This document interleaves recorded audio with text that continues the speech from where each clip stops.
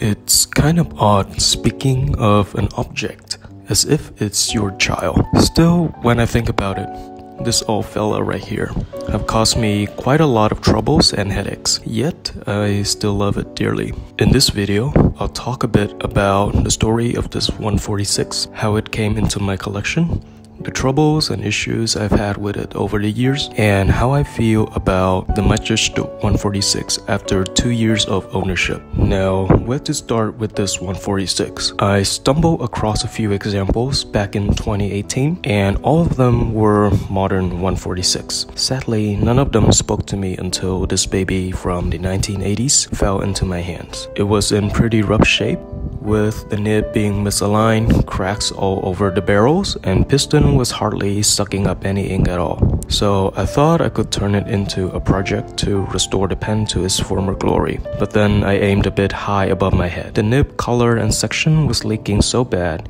it was untouchable without replacement part. So around October, I sent it to a pen person in Saigon to get it fixed up. The pen got back to me around late November. Still, it was barely working since the nib and feet were still misaligned. Then I took it upon myself to learn how to properly adjust the nibs. It finally worked. The 146 quickly secured its place in my collection. While there were leaks here and there, it didn't bother me as much as it used to be until a year later, October 2020, the cracks along the barrel got worse and it finally ruined the pen. I was bummed out for quite a while, but had to make the call to disassemble everything and find replacement collars and barrel. Luckily, the search didn't take long. 2 weeks of anxiously waiting had paid off with what you guys could see here. A freshly usable 146. It's quite a stretch to call it the perfect pen, but to me, it's been quite an experience. From tuning my first gold nib to basically disassembling and restoring a Montblanc 146 from scratch. It's frustrating yet fun at the same time.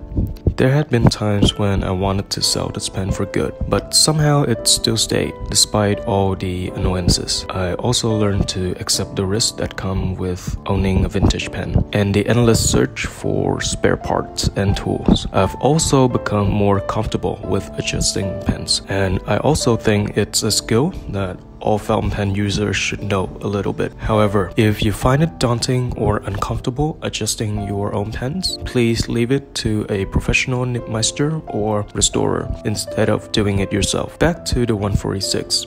Since then, the writing experience has been sublime. The vintage monotone nib gives such an effortless line on the page with a lot of bounce and character to the line variations, especially the thick shading at the end of downstrokes. It does drink up a lot of ink quickly, and for the purpose of the pen being my long form writer, it's a fair trade for the experience I have with it every writing session. If I could buy this pen again, I could see myself adding some modern models with platinum trims and an extra fine nib, since it suits a lot of the kind of writing that I do now. To me, the 146 is probably the best pen. It does what it's supposed to do, and I enjoy it for what it is. So I would love to know your opinions and experience with the Montblanc 146 down in the comment section below. If you guys are owning a 146, how did you come across it? And what's your experience with them so far? Please let me know down in the comment section below. And if you guys would like to support the channel, there are links down below. And I would like to thank you for the donations from the previous videos. Thank you guys for watching, and I'll see you in the next one.